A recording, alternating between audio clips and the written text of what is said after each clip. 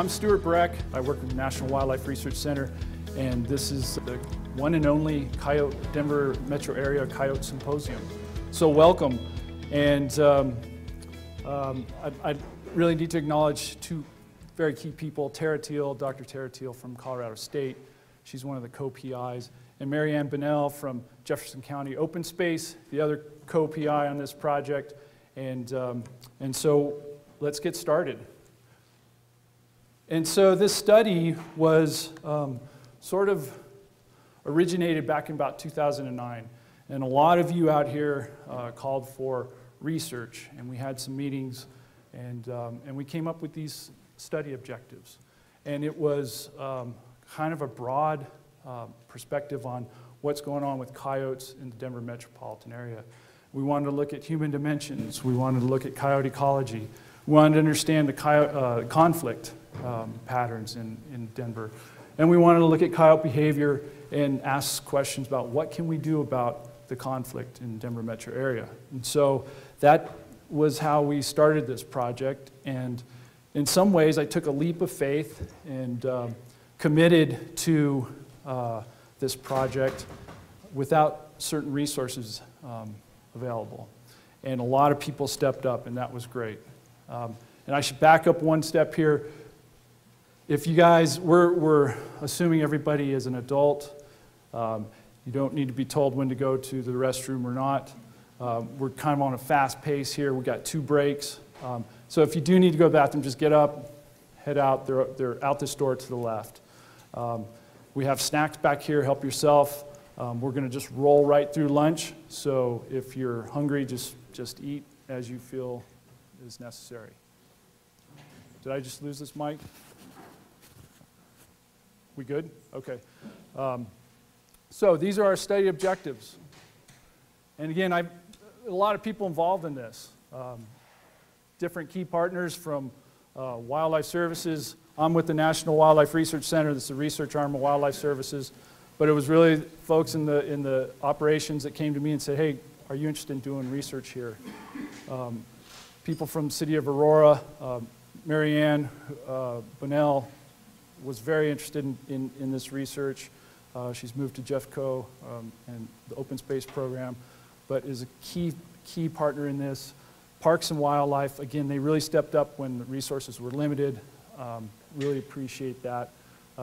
Several universities involved, Colorado State, Utah State, and a bunch of different city and counties throughout the Denver metro area. One of the keys being Broomfield, Lakewood, Denver.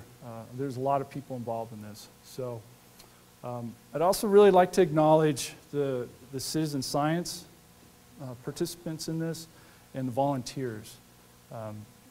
They provide a lot of good information for us that's really important, and you'll see that here today. So just a brief overview of the agenda for today. It's going to be like about an hour and a half, and then we'll have a break, and then another hour or so of talks, and then a break, and then the final hour or so of talks. And then we're going to try to set up a panel discussion where you guys can ask questions. So depending on how the speakers do today, whether they stay on time or if they're early, we may or may not go with questions. We're really going to try to keep with this timeline. So the idea is speaker gives a presentation, and then we move on to the next speaker if we're short on time. Does that work for everybody? And we can ask questions at the end. Okay. 2 quick questions I want to address. Why a symposium? One, because I can tell some stories about the various people I've worked with on this project. I'm looking forward to that. And 2 is that very typically what comes out of a research project is papers that as you read them, you kind of fall asleep, and you miss a lot of the important detail that is really critical for, I think, for communicating some important messages and some important things that came out of this research that may not end up in a publication. So this is why we wanted to hold this symposium.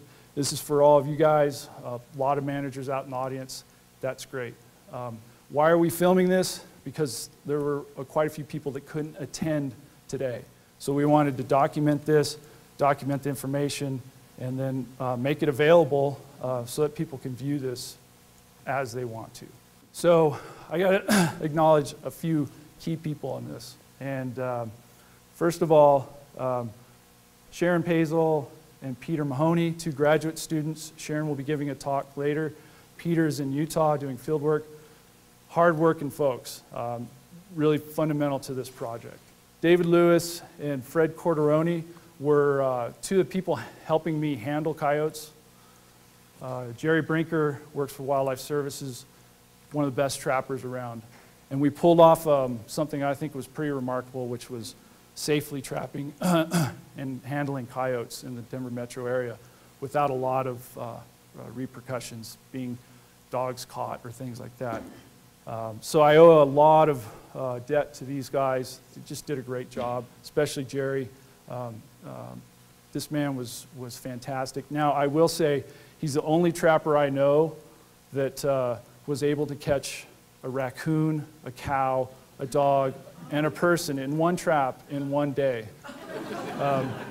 That's a story I probably shouldn't share right now. I also want to acknowledge 2 volunteers, Rob Raker and Rick Sedbrook from Broomfield. They put in amazing amount of hours working on this project, and I really appreciate that. So I'm done with the introduction. We're going to bring up our next speaker, who is Pete Dunleavy. Sharon, can you?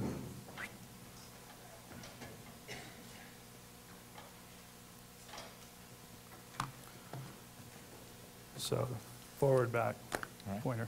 So as a brief introduction, Pete works for the Open Space and Trails. He's the Open Space and Trails coordinator for Broomfield. And I know something about Pete that he probably doesn't want me to share today.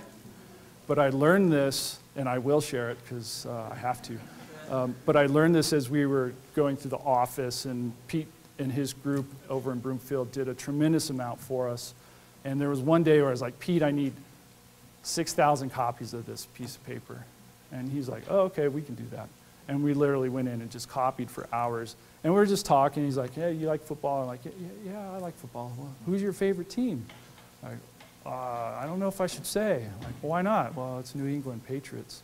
So, so yeah. So there you go, Pete. Put under the bus, man, right away.